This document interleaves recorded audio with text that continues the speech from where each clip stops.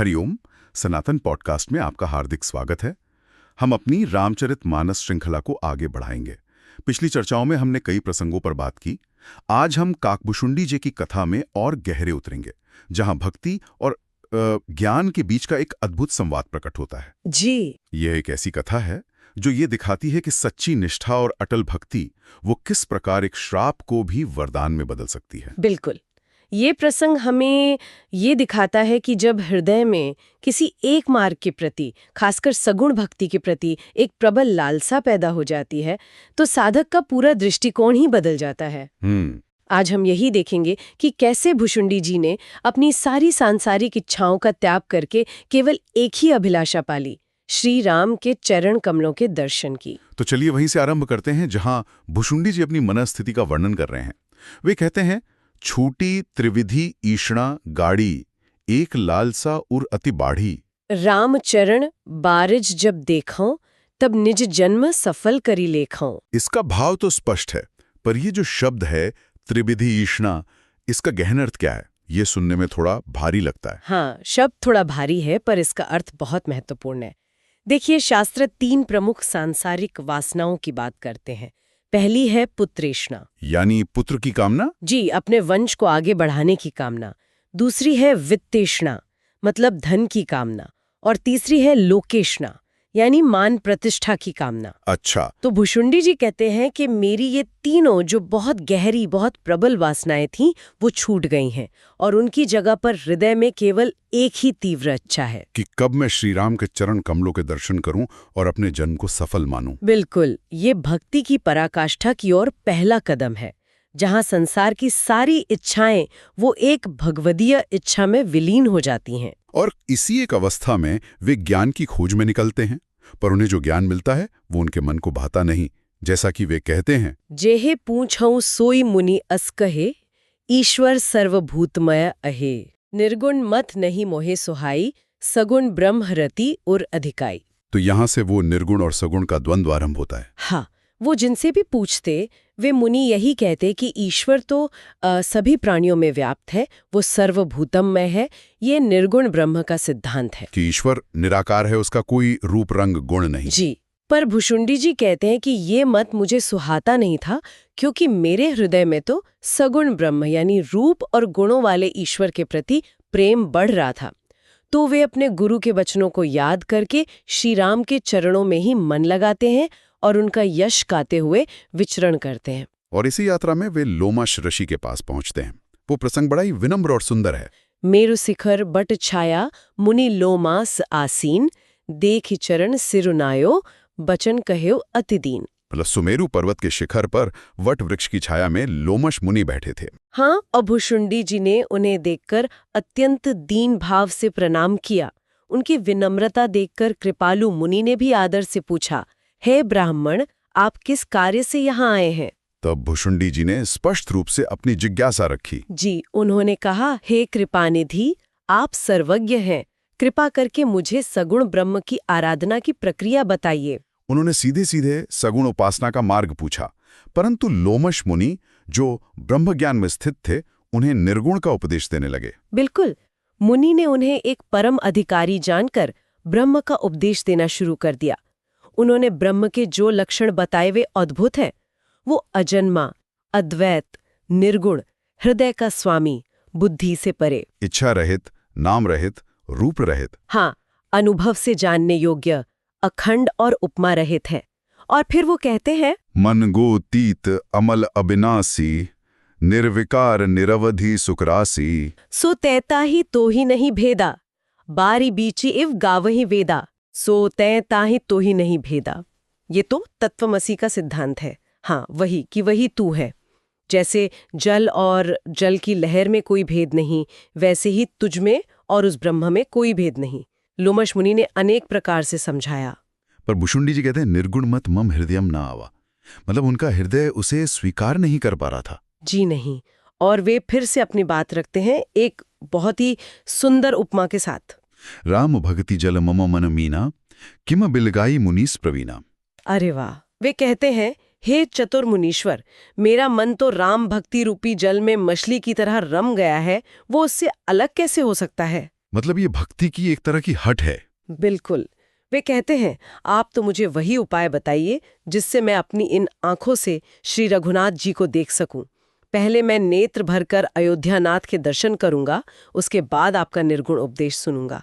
और यहीं से संवाद जो है वो विवाद में बदलने लगता है। सही कहा।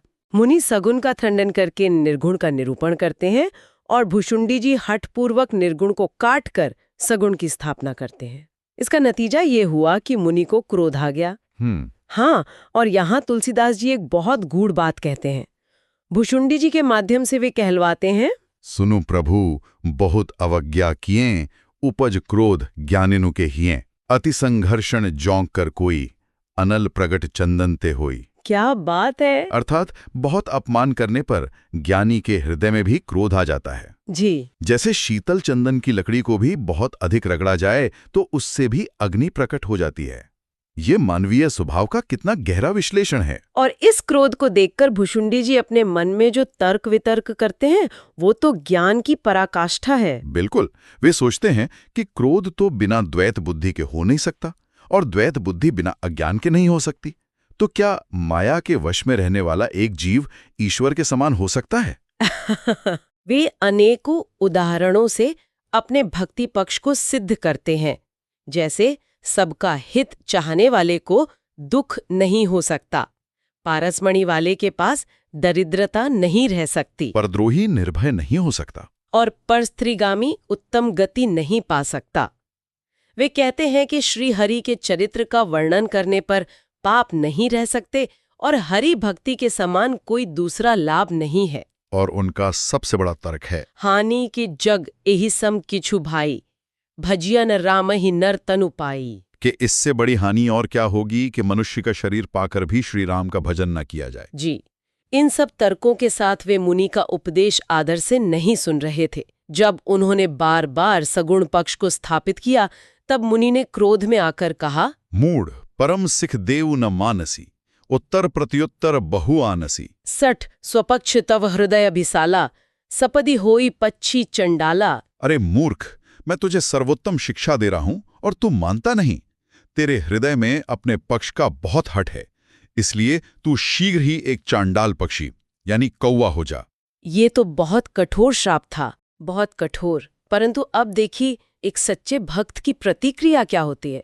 भुशुंडी जी कहते हैं, लीन श्राप में शीस चढ़ाए, नहीं कछु भय न दीनता आए। मतलब मैंने उस श्राप को बिना किसी भय या दीनता के सिर पर चढ़ा लिया। जी। वे तुरंत कौवा हो गए, मुनि को प्रणाम किया और श्री राम का स्मरण करते हुए हर्षित होकर उड़ चले। ये तो अद्भुत है। श्राप से दुख नहीं बल्कि हर्ष हुआ। क्योंकि ऐसा प्रभु की ही लीला थी। जैसा शिवजी उमा से कहते हैं कि जो राम के भक्त हैं वे तो सारे जगत को प्रभुमय देखते हैं, वे किससे वैर करेंगे। सही बात है। भुशुंडी जी भी बाद में गरुड़ जी को बताते हैं कि इसमें ऋषि का कोई दोष नहीं था। स्वयं कृपा सागर श्रीराम ने ही मुनि की बुद्धि को भ्रमित कर मेरे प्रेम की परीक्षा ली थी। और जब प्रभु ने देख लिया कि भुशुंडी जी मन, वचन और कर्म से उनके दास हैं, तब उन्होंने मुनि की बुद्धि को फिर से पलट दिया। हाँ, ऋषि ने जब भुशुंडी जी का धैर्य, उनकी विनय और श्रीराम के चरणों में वो अटूट विश्वास देखा तो वे बहुत पछताए। उन्होंने आदर सहित भुशुंडी जी को वापस बुलाया, उन्हें संतुष्ट किया और फिर प्रसन्न होकर उन्हें राम मंत्र दिया। साथ ही बाल रूप श्रीराम के ध्यान की विधि भी बताई। तो जो श्राप था वो अंततः एक वरदान में बदल गया। मुनि ने उन्हें अनेक आशीर्वाद दिए, अनेकों दुर्लभ वरदान दिए। उन्होंने कहा, अब मेरी कृपा से तेरे हृदय में सदा प्रगाढ़ राम भक्ति बसेगी। तुम सदा श्री राम को प्रिय रहोगे, कल्याणकारी गुणों के धाम बनोगे, इच्छानुसार रूप धारण कर सकोगे, इच्छा मृत्यु प्राप्त होगी, और ज्ञान वैराग्य के भंडार बनोगे। इतना ही नहीं, ये भी वरदान दिया कि जिस आश्रम में तुम रहोगे उसके 1 योजन तक माया का प्रभाव नहीं होगा। काल, कर्म, गुण, दोष से उत्पन्न कोई दुख तुम्हें नहीं व्यापेगा, और तुम श्री राम के सभी गुप्त और प्रकट रहस्यों को बिना परिश्रम के जान जाओगे। जी। और इस पर आकाशवाणी ने भी मोहर लगा दी। आकाश से गंभीर ब्रह्मावाणी हुई, एवं अस्तु, हे ज्ञानी मुनि, तुम्हारा वचन सत्य हो। ये मन, वचन और कर्म से मेरा भक्त है। ये सुनकर भुशुंडी जी का सारा संदेह मिट गया और वे प्रेम में मग्न हो गए। और तब से वे उसी काक शरीर में स्थित हैं। हाँ, वे कहते हैं कि मुझे इस आश्रम में रहते हुए 27 कल्प बीत गए। मैं सदा रघुनाथ जी का गुणगान करता हूँ, और जब जब श्री राम भक्तों के लिए अयोध्या में मनुष्य शरीर धारण करते हैं, तब तब मैं वहां जाकर उनकी बाल लीला देखकर सुख प्राप्त करता हूँ। जी, और फिर उनके शिशु रूप को हृदय में धारण कर अपने आश्रम लौट आता हूँ। और अंत में वे उस काक शरीर के प्रति अपना प्रेम भी व्यक्त करते हैं। वे कहते हैं, ताते यह तन मुहे प्रिय भयो, राम पद नेह, निज प्रभु दर्शन पायो, गए सकल संदेह। मुझे कौवे का शरीर इसलिए प्रिय हो गया क्योंकि इसी शरीर में मुझे श्री राम के चरणों का प्रेम मिला, इसी से मैंने अपने प्रभु के दर्शन पाए और मेरे सारे संदेह दूर हो गए। क्या बात है! ये भजन का प्रताप है कि जो श्राप था वो मुनियों के लिए भी दुर्लभ वरदान बन गया। सचमुच भक्ति की महिमा अपरंपार है। इसीलिए वे कहते हैं कि जो भक्ति को छोड़कर केवल ज्ञान के लिए श्रम करते हैं, वे मूर्ख घर की कामधेनु को छोड़कर दूध के लिए मदार का पेड़ खोजते फिरते हैं। और वे ये भी कहते हैं कि जो हरि भक्ति को छोड़कर अन्य उपायों से सुख चाहते हैं, वे मूर्ख बिना नाव के तैरकर भवसागर पार करना चाहते हैं। भुशुंडी जी की ये कथा सुनकर गरुड़ जी भी हर्षित हो जाते हैं जी, और कहते हैं कि आपकी कृपा से मेरे मन का सब संशय, शोक और मोह मिट गया। तो आज की इस चर्चा ने हमें भक्ति की दृढ़ता और उसके अद्भुत परिणाम को दिखाया। काका भुशुंडी जी का प्रसंग यह सिद्ध करता है कि यदि निष्ठा अटल हो तो प्रतिकूल परिस्थितियां भी अनुकूल हो जाती हैं। बिल्कुल, और प्रभु अपने भक्त की परीक्षा लेकर उसे और भी उन्नत कर देते हैं। सगुण और निर्गुण का ये संवाद केवल एक शास्त्रीय बहस नहीं, बल्कि एक भक्त के हृदय की पुकार है, जो अपने आराध्य को साकार रूप में अनुभव करना चाहता है। और अंततः इसी साकार भक्ति ने उन्हें उस ज्ञान तक पहुंचाया जो निर्गुण के भी परे हैं। जी बिल्कुल। तो हमें आशा है कि आपको हमारी आज की चर्चा पसंद आई होगी। सनातन धर्म से संबंधित ऐसी ही और चर्चाओं के लिए हमारे चैनल को अवश्य सदस्यता लें। धन्यवाद। जय श्री राम।